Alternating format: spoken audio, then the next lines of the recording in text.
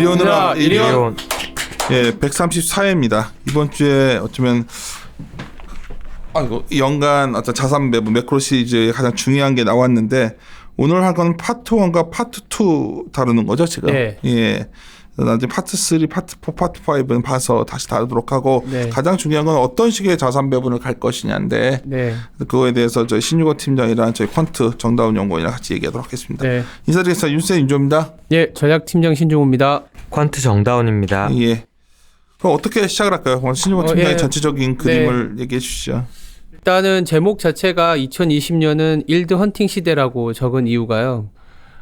세미나 가서 처음에 이제 얘기 드리는 게 경기가 뭐 그렇게 확 좋아지는, 그러니까 체감상 좋아져서 막 주가가 올라가고 뭐 위험자산이 랠리를 보고 이런 키보다는 더 이상, 그러니까 예를 들어서 이런 거죠. 수출 증가율이 마이너스인 거는 맞는데 마이너스 폭이 조금 개선되는 정도. 그런데 이제 자금에 풀려 있는 그 소위 말하는 머니 무브의 현상이 발생하면서 일드가 조금씩 나오는, 뭐 최근에 우리나라도 리츠 같은 것들이 엄청 그 곽강을 받고 있는 것처럼 전 세계도 채권보다 오히려 주식의 일드가 더 높은 상황이거든요. 배당 수익률 측면에서도 그렇게 흘러 들어온다든지, 아니면 여러 가지 우리가 이제 퀀트도 같이 와 있지만 여러 가지 팩터라든지 모멘텀을 보면 이제는 선진국보다 이머징이 더 좋아지는 국면이기 때문에 주식 내에서도 또 이머징에 대한 비중을 또 높여가야 되는, 그래서 전반적으로 조금이라도 소위 말하는 플러스가 날 수 있는 자산으로는 상당한 자금이 들어오면서, 뭐 이를테면 경기 지표는 1이 개선됐지만 주가는 뭐 100이 올라가 버리는 그런 상황이 되지 않겠냐라는 게 2020년에 대한 그림이고, 어쩌면 지금 저희는 2019년 후반기에 지금 생각보다 이 정도 갖고 주가가 올라야 돼라는 얘기들을 많이 하잖아요. 이미 좀 시작이 됐다라는 얘기를 좀 드리고 말씀을 드리려고 하고 있고요.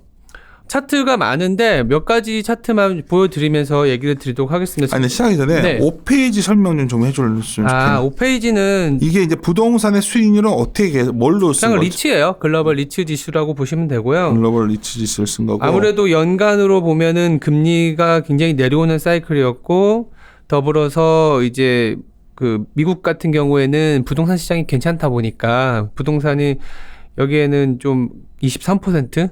저희가 계산할 때 10월 말 기준인데 23%고 주식도 나쁘진 않았습니다. 17%. 그쵸. 그리고 원자재가 이제 전체 에너지를, 그리고 뭐 농산물, 비철까지 합친 게 이제 8%. 오히려 채권은 그 토탈 리턴 기준인데도 불구하고 7%를 나와서 이미 2019년이 생각보다 강세장입니다. 지금 위험 자산이 굉장히 높은 상황이고요. 그 상황에서 2020년도 더 나쁘지 않은 그림으로 갈 수 있다라는 얘기를 드리고 있고요. 7페이지에 보시면은 이게 주요 자산, 저희가 항상 연말이나 연초에 한 번씩 보여드리면서 약간 좀 어떠한 형태가 될까 기억을 더듬어서 올해 초에 이 차트를 봤을 때 뭐가 될지 모르겠지만 2018년이 너무 힘들었기 때문에 정책적으로 통화 정책도 나올 것 같고 재정 정책도 이게 나와서 뭔가 플러스 날 자산이 상당히 많아 보인다라는 얘기를 한번 드렸었던 것 같아요.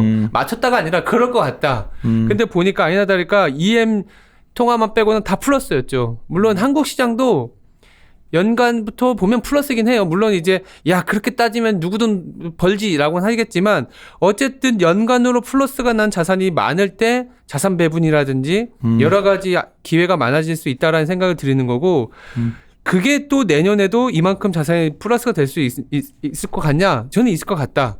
짧게 보면 2015년에서 16년에서 17년 넘어가는 장 있잖아요. 그렇게까지도 넘어갈 수 있기 때문에 내년에도 플러스가 수익률이 1, 2, 3등은 모르겠지만 뭔가 상당한 일드 헌팅 플러스가 날 것 같다라는 얘기를 드리면서 시작하도록 하겠습니다. 그래서 넘어가서 탑다운에서 봤을 때 가장 중요한 게 결국에는 얼만큼 더 올라갈 수 있을까에 대한 모멘텀이지 않을까라는 생각을 하고 있고요. 13페이지, 자료에는 13페이지인데 결국 미국과 중국 얘기를 하면서 좀 시작을 하고 있습니다. 그러니까 미국이 바라는 게 뭘까?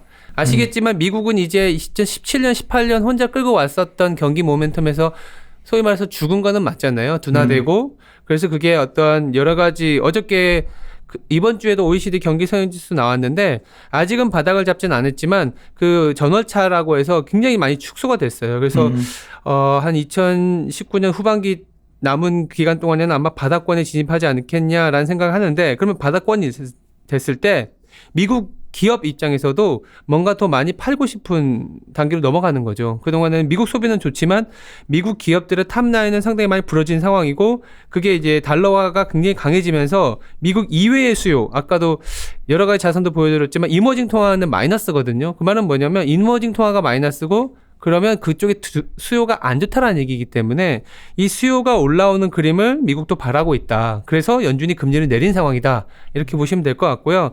오른쪽에 보면 야 수요가 올라오더라도 여력이 있어야 되지 않겠냐라는 얘기들을 많이 하세요.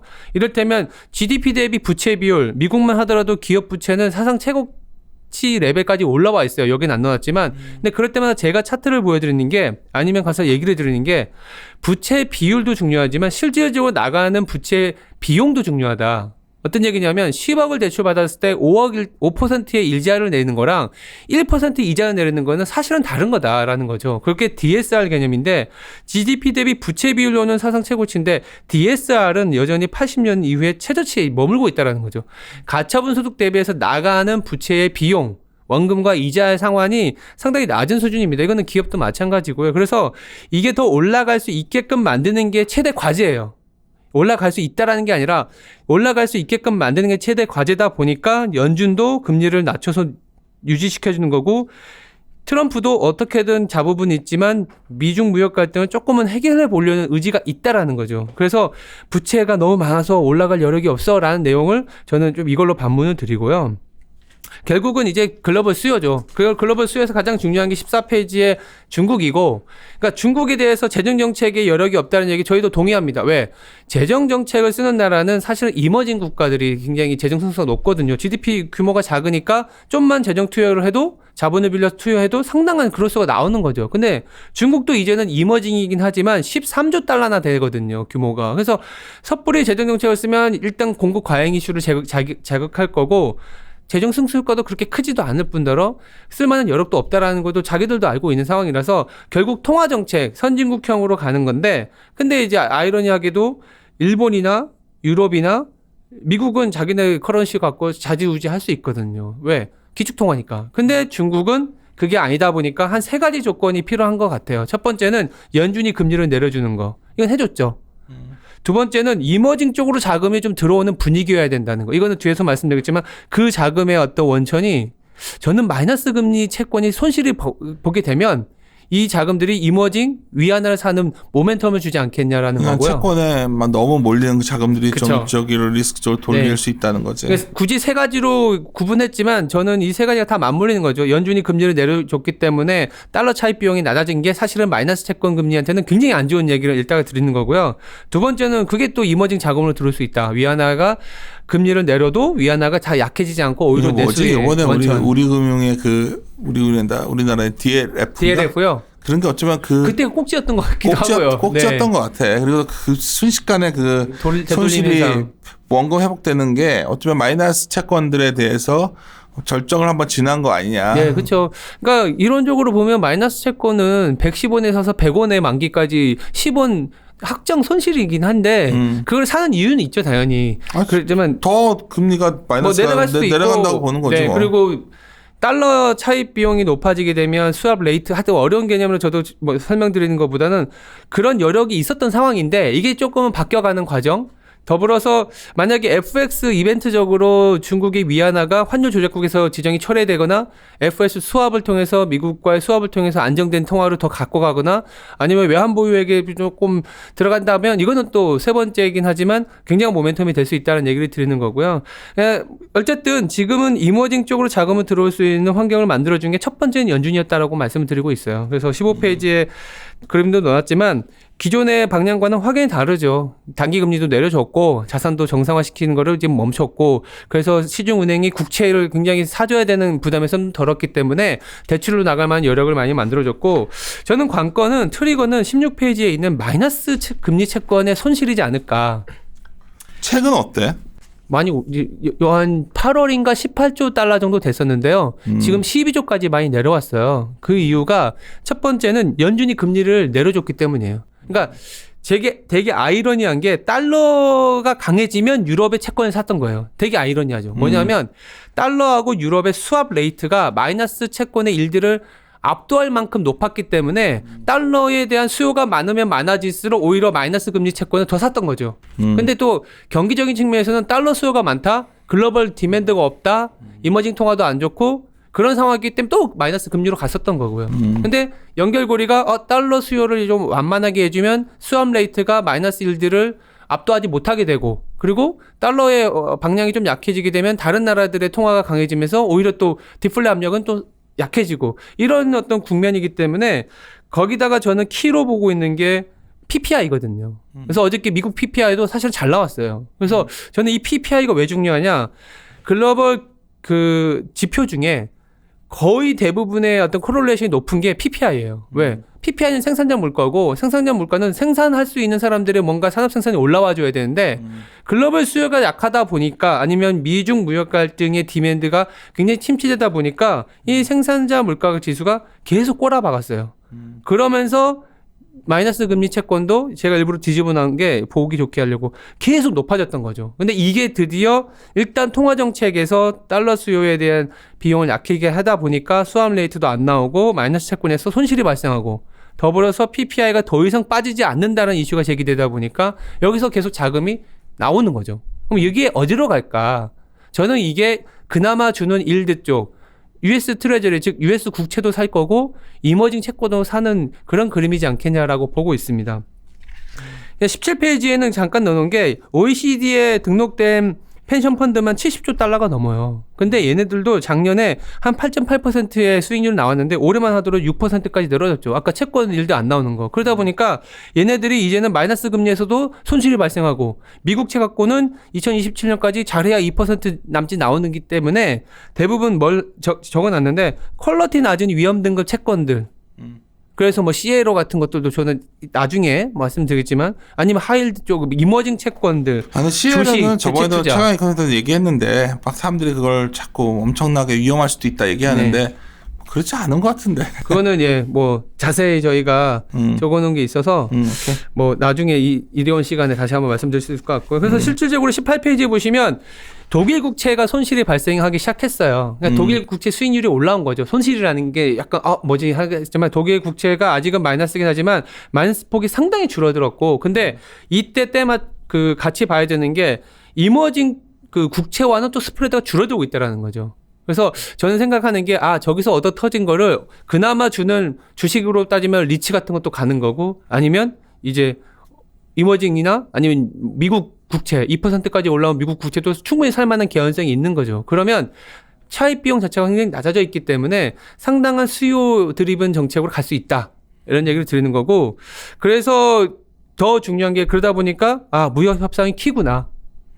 왜 그러냐면 19페이지 보시면, 자, 중국하고 미국이 전 세계 수요에서 차지하는 비중이 둘이 합치면 40% 가까이 돼요. 그러니까 미국이 23%로 굉장히 많은 것 같지만 사실 많죠. 근데 더 중요한 게 중국도 그에 못지않게 16% 가까이 수입을 한다라는 거. 전체 100으로 따졌을 때 거의 EU 전체 수요만큼 합니다.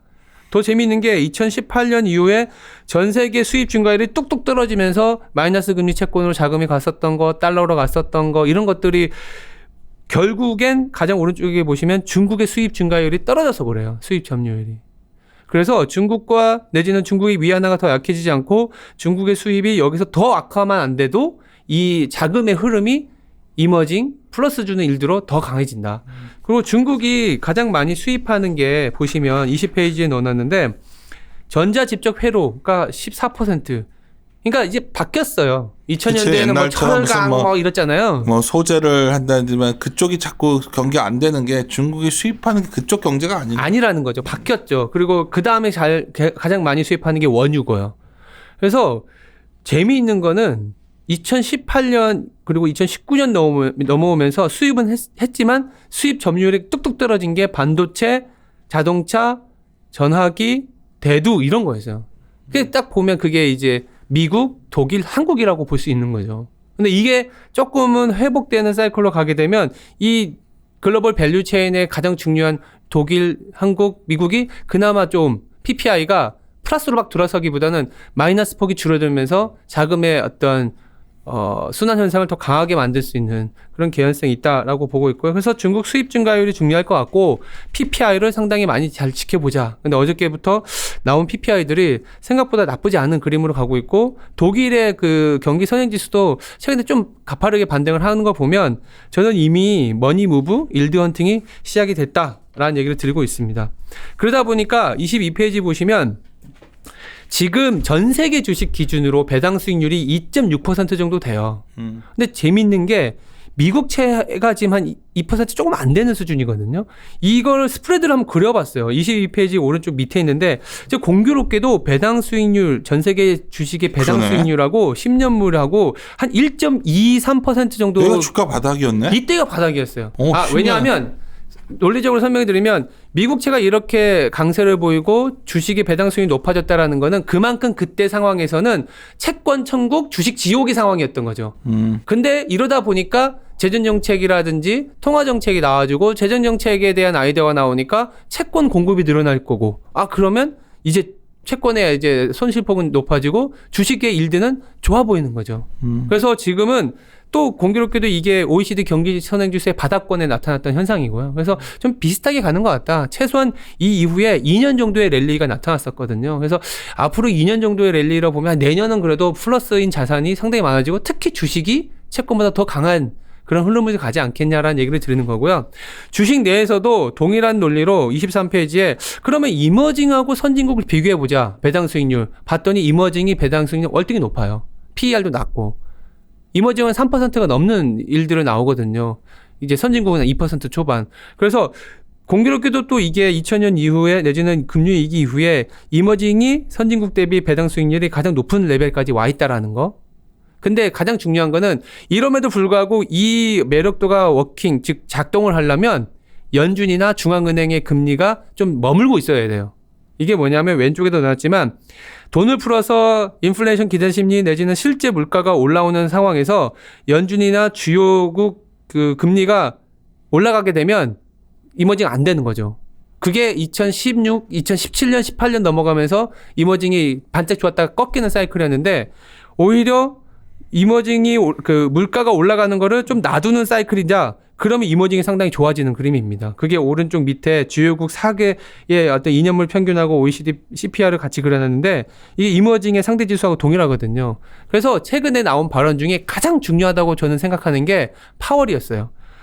10월 FOMC 끝나고 금리를 더 이상 안 내려준다는 얘기를 했는데 왜 시장은 더 환호를 했느냐? 최근에 왜 쭉쭉 이머징이 좋느냐? 매우 상당 폭의 물가 그 상승이 있어야 금리 인상을 한다라는 얘기를 한 거죠. 그만큼 물가가 올라와도 금리를 잘 안 움직이겠다. 이머징이 좋아지겠다라는 얘기를 했다라고 보시면 될 것 같고요. 그래서 오히려 주식 좋아지는 것 같고 이머징이 좋아지는 타이밍이다. 라는 얘기를 드리고 실제로 경기도 24페이지 보시면 아직은 수축 국면이긴 합니다. ISM 제조업지수도 50언더고 OECD 경기 선행지수 100언더인데 뭐가 좋아진다는 얘기를 하는 거냐. 그냥 그 좋아진다는 게 아니라 나빠진 국면이 이제는 좀 바닥을 잡아갈 때 그때가 제일 좋다. 주식 측면에서는. 실제로 2016년에 저희가 연간으로는 12% 올랐는데요. 1분기만 9%가 올라버렸어요. 그 쉬어버린 거네. 네. 그리고 나서, 그러니까 실제 경기 바닥권인지 모를 때 오르고, 그리고 지표가 조금 개선된 이후에는 한 2, 3%밖에 안 올랐어요. 그러니까 지금부터가 오히려 좋은 주식 국면이지 않겠냐라는 얘기를 드리는 거고요. 25페이지에도 그 경기 국면에 따라서 굉장히 안 좋았다가 이제 확장 국면 넘어가기 그 진전까지의 어떤 수익률이 굉장히 좋았다. 특히 이머징이 상당히 좋았다라는 얘기를 드리고 그 이머징이 좋은 국면에서 그 ISM 제조업 지수가 50 넘어가기 전까지가 오히려 이머징이 상당히 좋다. 그래서 지금이 오히려 좀 주식과 이머징을 좀 사야 되는 단계다라는 얘기를 드리고요. 26페이지하고 27페이지 보시면 26페이지는 이제 섹터. 그래서 오히려 원자재나 에너지 이런 거보다 사실은 은행주 IT 그리고 경기 민감주 우리나라로 따지면 자동차, 은행, 반도체겠죠. 그 은행주 저는 오히려 보험주까지도 생각해요. 국채가 저거 보험은 워낙 번트 쪽이 그래서 워낙 많이 비어 있으니까요. 이거 워낙 좀 이거는 약간 반신반의다 보험은 그러니까 사실. 금융주를 좀 사야 되는 타이밍인 건 맞는 것 같아요. 은행주라든지 증권주, 반도체, 뭐 자동차 이러면 사실은 한국 지수 나빠 보이진 않을 것 같고요. 전 세계도 사실은 비슷한 형상으로 가고 있는 상황입니다.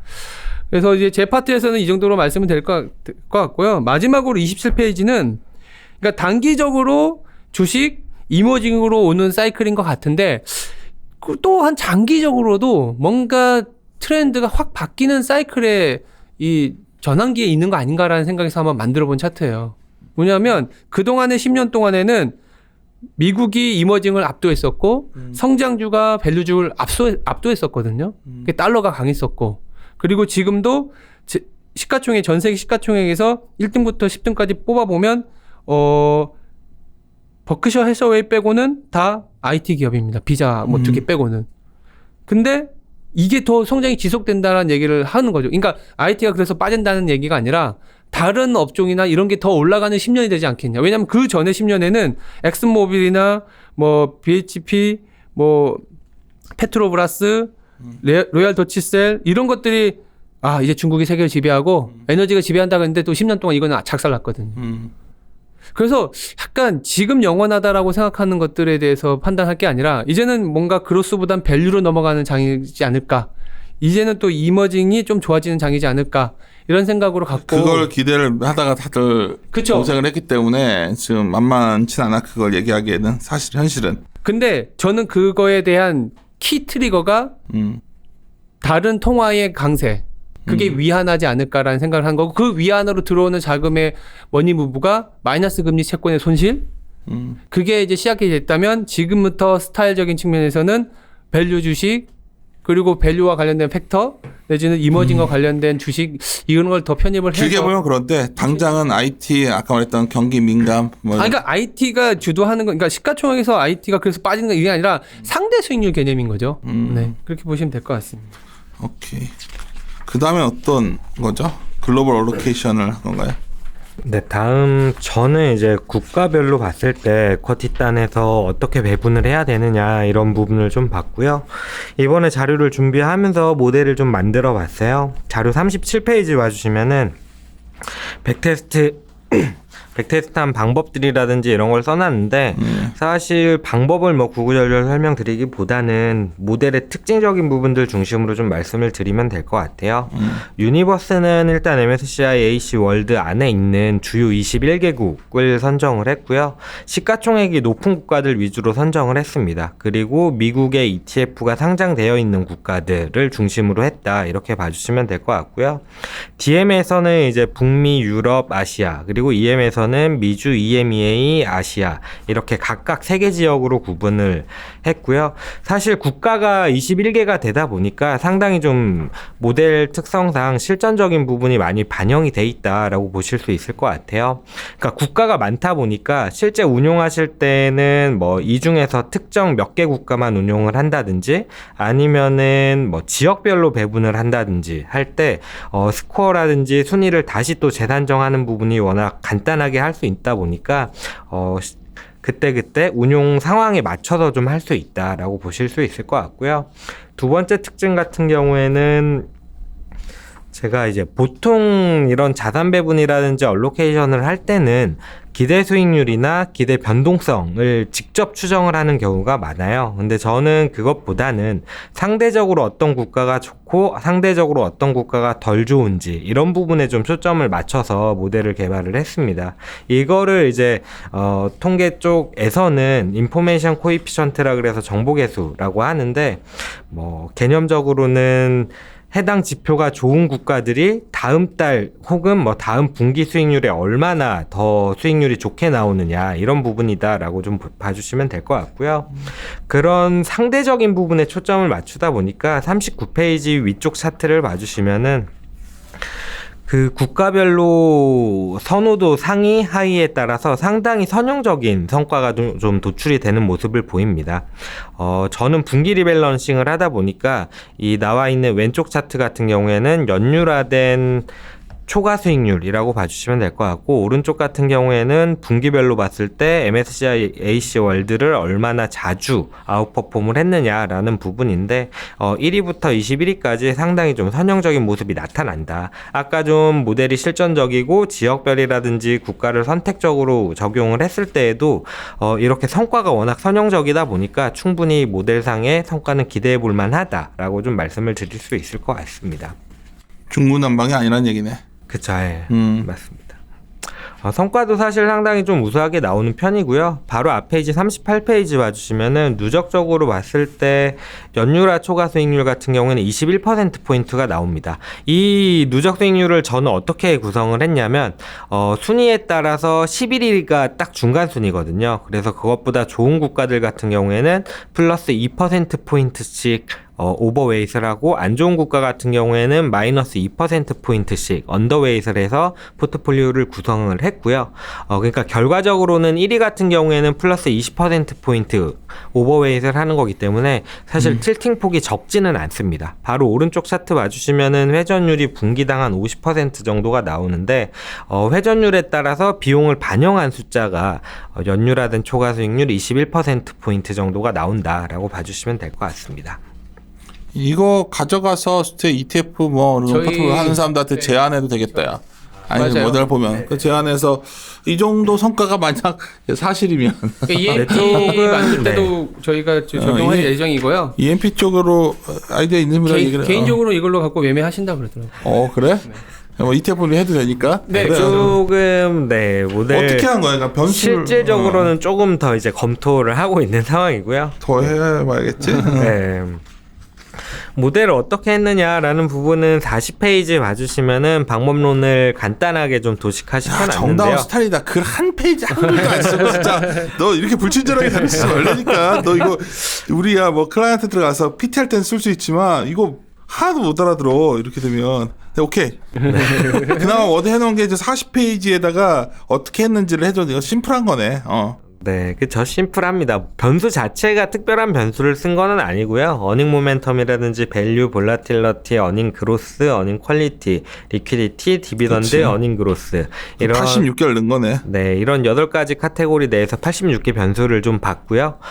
다만 이제 좀 신경 쓴 부분은 같은 밸류에이션이라고 하더라도, 예를 들면은 PER 12개월 포워드라고 하더라도 이거에 대해서 단순히 멀티플만 본 게 아니라 과거 추이상 봤을 때 현재가 어느 정도 위치에 되느냐, 혹은 수익률이라고, 그러니까 어닝 모멘텀이라고 했을 때 단순히 EPS 12개월 포워드 1개월 변화율이 아니라 EPS FI1에 대한 1개월 변화율, 이런 것들을 좀 다양하게 보면서, 그러니까 어떤 지표가 실제로 이 해당되는 데이터를 잘 보여주는지 그러니까 쉽게 말해서 포워드 P 하나도 다양한 거에 해서 그렇죠. 절대적인 레벨보다는 그렇지. 그걸 상대 봐야지 되는 밸류, 거지. 사람들 레인지. 하나 선형으로 놓고서들 그쵸. 얘기하잖아. 퀀트라고 막 그쵸. 퀀트 책들 보면 막 이거 그렇게 하면 안 된다는 거잖아. 그쵸. 다양하게 좀 탐색을 했다라고 봐주시면 될 것 같고요. 사실 이런 다양한 변수들을 쓰는 데 있어서 문제점으로 항상 지적이 되는 게 다중공선성 이슈예요. 계란 경제학이 항상 나오는. 네네. 42페이지 봐주시면 되는데, 42페이지에 네모칸 쳐져 있는 변수들이 제가 성과상의 주성분 분석을 해봤을 때 그래도 좀 다중공선성을 제거할 만한, 제거하고 나서도 유의미한 팩터들을 좀 선정을 해놨다라고 봐주시면 될 것 같고요. 다만 이게 26개라서 워낙 개수가 많아요. 개수가 많고 이러한 팩터들을 보시면은 아시겠지만 다중공선성이 완전히 자유롭다라고 말하기는 조금 어려운 부분이 있기는 합니다. 어쨌든 최소한 다중공선성을 제거하기 위한 노력은 좀 기울였고, 실제 모델을 운용을 함에 있어서 이 26개 팩터를 항상 다 쓰는 게 아니라 이건 사실 모델의 특성이랑도 좀 연관이 돼 있는 부분인데, 이 모델은 스태틱 모델이 아니라 다이나믹 모델이에요. 그러니까 다이나믹 모델이라는 게 그때그때 시점에 맞춰서 팩터들을 변화시켜 가면서 그러니까 내가 궁금한 거는 이 모델에서 그 선택하는 것도 모델 내에서 그쵸, 자동으로 네, 맞습니다. 선택되게 하는 거죠. 네, 그쵸. 맞습니다. 자의성이 들어가면 안 되니까. 네, 맞습니다. 지금은 오히려 그 어닝 리비전하고 배당 네, 쪽에 좀 많이 그쵸. 봐야 되는 타이밍이고. 그렇죠. 프라이스 모멘텀에 대해서는 우선은 오히려 좀 부정적으로 부정적이고. 보고 있는 상황이고요. 그 부분을 어떻게 체크하느냐라고 한다면 이제 43페이지인데요. 이게 사실은 모델의 핵심이라고 볼 수 있습니다. 뭐 본부장님 말씀하셨듯이 어떻게 그 시점에 특정 팩터를 그치. 골라내느냐 이건데 이 아래쪽에 차트를 봐주시면은 이게 성과를 나타낸 차트예요. 특정 팩터의 성과를 나타낸 차트 예시인데 보시면은 이게 표준화된 데이터라서 0을 기준으로 해서 정규 분포에 가까운 모습을 보여줍니다. 그런데 이게 보면은 일정 범위 내에서 좀 플럭추에이션을 보이는 경향이 있어요. 그래서 이 성과가 많이 올라와 있을 때는 이 팩터에 대해서 역배팅을 하게 되고 성과가 많이 내려와 있을 때는 정방향으로 배팅을 하게 그거 되는데 정규보를 따르겠다. 아 그렇죠. 네, 맞습니다. 미니 버전에 그쵸. 충실한 민 리비전이지 뭐. 네. 그런 모습이고 이러한 방향성이 안 보이는 팩터들은 특정 시점에서는 쓰지 않는다라는 부분이 좀 특징적이고요. 그래서 이번 10월 말 기준으로 봤을 때는 한 7개 정도의 팩터를 사용을 해서 국가 순위를 좀 매겼다라고 봐주시면 될 것 같은데요. 모델 설명은 여기까지 드리고 국가들에 대해서 우선순위를 어떻게 봐야 되느냐라는 부분인데 이 부분은 29페이지를 봐주시면 되고요. 29페이지 봐주시면은 제가 말씀드린 21개국에 대한 유니버스의 우선순위들이 나오고 있고요. AC월드 그리고 DMEM 각각 좀 비교를 해놨습니다. 보시면은 이게 점수 같은 경우가 0에서 6점까지의 점수를 갖게 돼요. 이 점수 자체가 절대적인 매력도를 나타내는 게 아니라 특정 데이터에 대해서 미국과 캐나다와 영국 뭐 이런 국가들 사이에 어떤 게 더 좋은지를 비교해주는 수치라고 봐주시면 될 것 같고 사실 이게 정규분포 수치인데 0을 기준으로 보면은 조금 불편할 것 같아서 0점에서 6점 사이 그러니까 단순히 정규분포 데이터에다가 플러스 3점을 해서 3점을 기준으로 더 높으면은 상대적으로 더 매력적이고 3점보다 낮으면은 상대적으로 덜 매력적이다 이렇게 봐주시면 될 것 같고요. 한 가지 또 중요한 점은 이 숫자가 좋다고 흔히들 얘기하는 좋은 데이터다라고 하는 거는 아니고요. 그러니까 예를 들어서 무슨 말씀이냐면은 프라이스 모멘텀 같은 경우에는 역배팅이 들어갔다라고 말씀을 드렸는데 프라이스 모멘텀 자체의 숫자가 높은 국가 같은 경우에는 사실 역배팅이 들어갔기 때문에 오히려 최근에 뭐 1개월 수익률이라든지 12개월 수익률이 안 좋은 국가들이 이 표상에서는 숫자가 높게 나타난다 이렇게 봐주시면 될 것 같습니다. 우선순위에 대해서 좀 특징적인 부분은 DM보다는 아무래도 EM 쪽이 더 좋아 보인다라고 말씀을 드릴 수 있을 것 같고요. 국가 단에서는 좀 특징적인 게 호주라든지 브라질, 러시아, 터키 같은 원자재 익스포저가 높은 국가들에 대해서 공통적으로 순위가 좀 낮게 노출이 되고 있어요. 사실 경기 사이클 상으로 봤을 때 이런 에너지라든지 뭐 산업금속 쪽 원자재 같은 경우에는 경기 회복 이후에 좀 가격 상승이 나타나는 모습들을 보이는데 부양적이니까. 네, 그런 모습들이 현재 모델에서도 좀 나타난다라고 봐주시면 될 것 하여튼 같고요. 결론적으로 말하면 한국이 되게 괜찮다는 얘기네.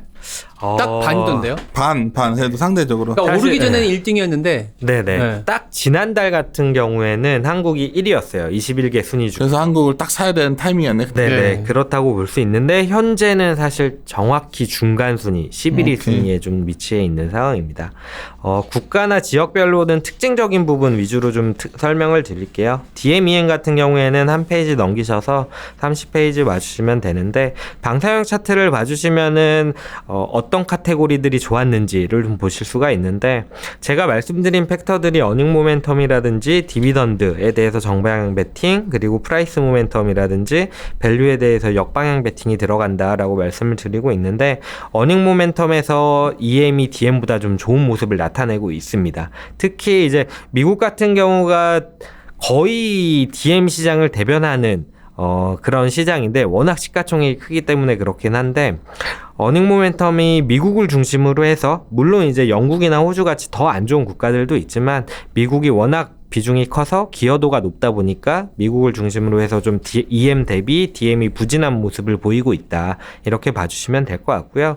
DM은 퀄리티가 상당히 좋은 지역이에요. 하지만 현재 시점에서는 퀄리티에 대한 베팅이 들어가지 않았기 때문에 이런 부분들은 좀 반영이 안 됐다라고 좀 봐주시면 될 것 같고요. 한 페이지 넘기셔서 영국 같은 경우에는 제가 유럽은 유니버스를 프랑스, 스위스, 독일, 스페인, 폴란드 5개 국가를 좀 넣었어요. 이 5개, 추가적으로 영국까지 해서 6개 국가인데 영국을 제외하고 공통적으로 좀 순위가 높게 노출이 되는 모습을 보이고 있습니다. 저 유럽이 좀 돌려나? 네, 특히 스페인 같은 경우에는 어닝 모멘텀이라든지 아니면 프라이스 모멘텀, 리퀴디티 쪽에서 좀 좋은 모습을 보이고 있고요. 영국은 다만 워낙 이슈가 있다 보니까 좀 안 좋게 데이터가 나오긴 하고요.